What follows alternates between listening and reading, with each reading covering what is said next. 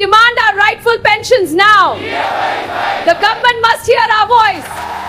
नमस्कार मेरे देशवासियों, मेरे मेहनतकश भाइयों और बहनों। आज हम यहाँ एक ऐसे विषय पर चर्चा करने के लिए एकत्र हुए हैं जो सीधे तौर पर हमारे देश की रीढ़, हमारे श्रमिकों, हमारे कर्मचारियों और उनके परिवारों के भविष्य से जुड़ा हुआ है। ये विषय है कर्मचारी भविष्य निधि संगठन की पेंशन योजना, जिसे हम EPS 95 के नाम से जानते हैं। भाइयों और बहनों, इस देश की तरक्की और चमक दमक सिर्फ कांच मार्बल की ऊंची इमारतों से नहीं, बल्कि उन हाथों की पसीने भरी मेहनत से बनती है जो दिन रात सर्दी गर्मी चुपचाप अपना फर्ज निभाते हैं। वे कर्मयोगी जिन्होंने अपनी पूरी जवानी, अपनी सारी ताकत इस देश की प्रगति के लिए झोंक दी। ये हमारी सरकार की पहली और सर्वोच्च प्राथमिकता है कि ऐसे हर श्रमिक का बुढ़ापा सुरक्षित, सम्मानजनक और निश्चिंत हो। हमने सुनिश्चित करने का प्रयास किया है कि पेंशन की पूरी व्यवस्था न सिर्फ सरल बने, बल्कि पूरी तरह पारदर्शी और विश्वसनीय भी बने। आज EPFO का ये लाभ देश के लाखों करोड़ों परिवारों को सुरक्षा का आश्वासन दे रहा है, चाहे वो कर्मचारी स्वयं हो, उसका जीवन साथी हो या फिर उसके नाबालिग बच्चे। मेरे मजदूर साथियों, आपके लिए ये पेंशन महज एक रकम नहीं है, महज एक मासिक भुगतान नहीं है। ये आपके द्वारा दिए गए उन अनगिनत वर्षों की निष्ठा, समर्पण और अथक परिश्रम का प्रतिफल है, एक सम्मानजनक आभार है। इसलिए हमारी सरकार लगातार ये प्रयास कर रही है कि पेंशन योजनाएं और भी मजबूत और भी व्यापक हों। हम ये भी सुनिश्चित करना चाहते हैं कि किसी भी कर्मचारी या पेंशन भोगी को अपने हक के लिए दफ्तरों के चक्कर न काटने पड़ें। डिजिटल इंडिया के इस दौर में हमारी कोशिश है कि आपके सभी दस्तावेज, आपकी सेवा का पूरा इतिहास और आपकी पेंशन से जुड़ी हर जानकारी आपकी मुट्ठी में, आपके मोबाइल फोन की स्क्रीन पर ही उपलब्ध हो। दोस्तों, आप जे का ये पल, क्षण वो समय है जिसकी प्रतीक्षा आपने और आप जैसे लाखों EPS 95 पेंशन धारकों ने वर्षों से की है। कितनी ही सुबह बीत गईं, कितनी ही शाम ढल गईं, कितनी ही बार आपने अखबार के पन्ने पलटे, टेलीविजन पर खबरों का इंतजार किया, मोबाइल पर नए अपडेट खोजे और हर बार मन के अंदर वही सवाल कौंधा, क्या कभी हमारी पेंशन बढ़ेगी? क्या हमें भी एक सम्मानजनक जीवन जीने का अधिकार मिलेगा? आपने अपने जीवन का सबसे स्वर्णिम, सबसे ऊर्जावान समय इस देश और अपनी संस्था को समर्पित कर दिया। जवानी के वे दिन जब शरीर में चुस्ती थी, मन में बड़े बड़े सपने थे, तब आपने बिना किसी सवाल के हर महीने नियमित रूप से अपना अंशदान जमा कराया। शायद उस समय आपने ये सोचा भी नहीं होगा कि सेवानिवृत्ति के बाद वही अंशदान और उससे जुड़ी पेंशन आपके जीवन की सबसे बड़ी चिंता और संघर्ष का कारण बन जाएगी। आज जब उम्र का पहाड़ पार हो चुका है, जब शरीर पहले जैसा साथ नहीं देता, जब दवाइयों और डॉक्टरों का खर्च दिन ब दिन बढ़ता जा रहा है, तब 1000 से लेकर 10,500 तक की ये पेंशन आपकी ज़रूरतों और पीड़ा का जवाब नहीं बन पाती। आप दुनिया के सामने मुस्कुराते हैं, लेकिन अंदर ही अंदर कुछ टूटता रहता है। आप अपने बच्चों के सामने अपनी मजबूरी नहीं दिखाना चाहते, समाज के सामने अपनी कठिनाइयों का बखान नहीं करना चाहते, लेकिन जब आप अकेले बैठते हैं तो वही प्रश्न बार बार दिल और दिमाग में गूंज उठता है, क्या हमने कुछ गलत किया? क्या इतने सालों की सेवा और लगन का यही परिणाम होना था? यही वजह है कि आज का ये विशेष प्रसारण कोई साधारण रिपोर्ट नहीं है। ये सिर्फ सूचना देने वाला एक बुलेटिन नहीं है। ये आपके हृदय की उस नमस्कार मेरे देशवासियों, मेरे मेहनतकश भाइयों और बहनों, आज हम आपकी नहीं, दिल्ली की दबी हुई आवाज को शब्द देने का, उसे एक मंच देने का हमारा विनम्र प्रयास है। इसीलिए मैं आपसे हाथ जोड़कर विनती करता हूं कि इस प्रसारण को बीच में छोड़ने की भूल न करें, क्योंकि अगर आपने एक भी अंश मिस कर दिया तो संभव है वो महत्वपूर्ण बात छूट जाए जो सीधे तौर पर आपकी पेंशन, आपके भविष्य और आपके सम्मान से जुड़ी हुई है। EPS 95 की ये कहानी बहुत पुरानी है, लेकिन इसकी पीड़ा आज भी उतनी ही तीव्र और ताज़ा है। जब ये योजना आरंभ हुई थी, तब यह आश्वासन दिया गया था कि बुढ़ापे में आपको एक सहारा मिलेगा, एक सुरक्षा कवच मिलेगा।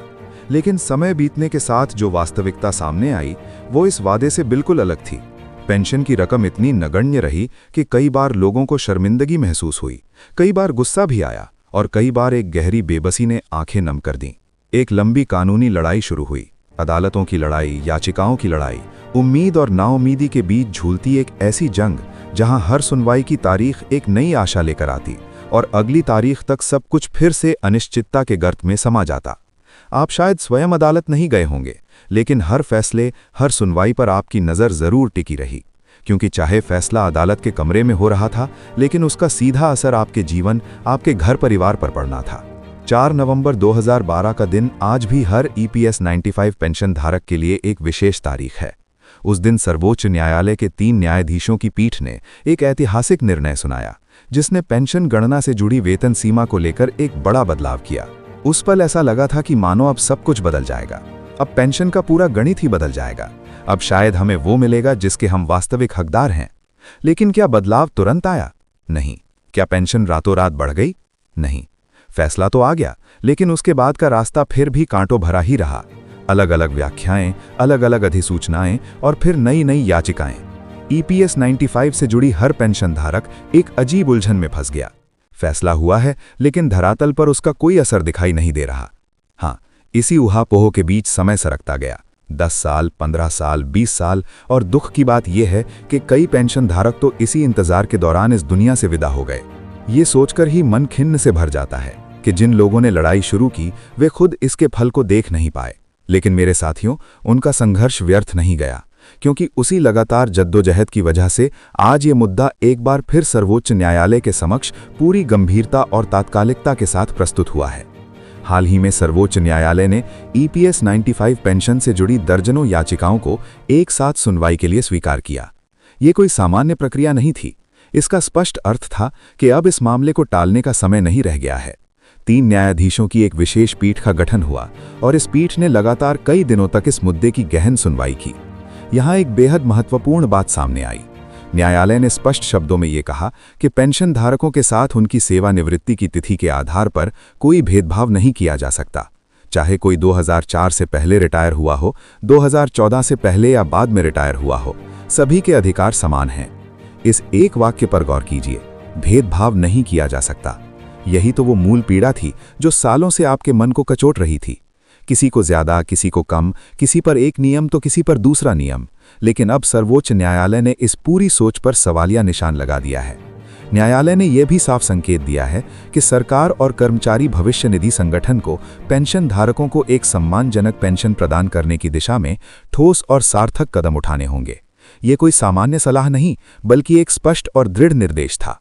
और यहीं से ये कहानी और भी रोचक व निर्णायक मोड़ पर पहुंचती है, क्योंकि अब सवाल सिर्फ ये नहीं है कि फैसला आया है या नहीं। असली कंक्रीट का सवाल ये है कि आपको कितनी पेंशन मिलेगी। यही वो प्रश्न है जिसने आज के इस विस्तृत प्रसारण को अत्यंत आवश्यक बना दिया है। और इसका उत्तर सीधा नहीं है, क्योंकि पेंशन की राशि को अब अलग अलग श्रेणियों में बांटा गया है। सभी को एक जैसी राशि नहीं मिलने वाली। ये इस बात पर निर्भर करेगा कि आपने कितने वर्षों तक योगदान दिया, आपका वेतन स्तर क्या था और आपने कौन सा पेंशन विकल्प चुना था। यही कारण है कि आपसे बार बार अनुरोध किया जा रहा है कि इस प्रसारण को ध्यान से देखते सुनते रहें। अगर आपने सिर्फ आखिरी हिस्सा देखा तो संभव है आप अपने लिए गलत निष्कर्ष निकाल बैठें, और अगर आपने शुरुआती विवरण नहीं समझा तो बीच की महत्वपूर्ण कड़ियां अधूरी रह जाएंगी। अब जरा एक पल के लिए रुकिए और स्वयं से एक सवाल पूछिए। आपने कुल कितने वर्षों तक नौकरी की? आपका EPS में योगदान कितने सालों का रहा? क्या आपने न्यूनतम 10 वर्ष पूरे किए, 15 वर्ष, 25 वर्ष या फिर 30-35 वर्षों तक नियमित अंशदान दिया? क्योंकि आगे के हिस्से में ठीक इसी आधार पर आपकी संभावित पेंशन राशि का पूरा विस्तृत गणित आपके सामने रखा जाएगा।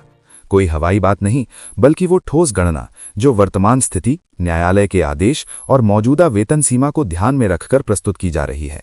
ये सिर्फ आंकड़ों की बात नहीं होगी, ये सीधे आपके जीवन, आपकी रोजमर्रा की जरूरतों की बात होगी। इसीलिए इस महत्वपूर्ण सफर में हमारे साथ बने रहिए, क्योंकि अभी तो ये सिर्फ शुरुआत है। आगे आपको ये भी समझ में आएगा कि किन परिस्थितियों में पेंशन लगभग 2000 के आसपास बनती है, किन्हें 3000 से 5000 के बीच में कम करी गई ला सकती है, और किन हालात में ये राशि 7000 से बढ़कर 17500 या उससे भी अधिक तक जा सकती है। लेकिन ये सब तभी स्पष्ट होगा जब आप पूरी कहानी को एक सिलसिलेवार तरीके से समझेंगे। और विश्वास मानिए, अभी इस कहानी का सबसे निर्णायक, सबसे महत्वपूर्ण हिस्सा आना बाकी है।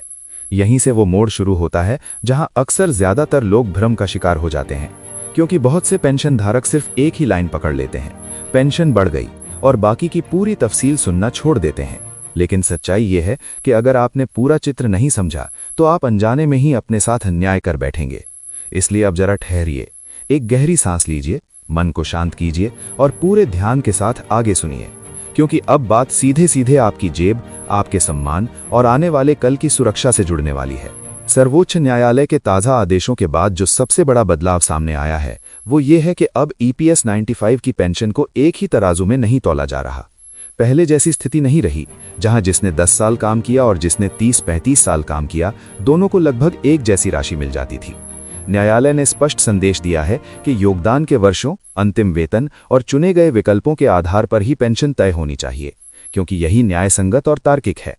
अब जरा अपने जीवन पर नजर डालिए। जब आप सेवा में थे, तब हर साल का अनुभव, हर साल का योगदान आपकी संस्था के लिए मूल्यवान था। तो फिर सेवानिवृत्ति के बाद वही वर्ष अचानक बेमानी कैसे हो सकते हैं?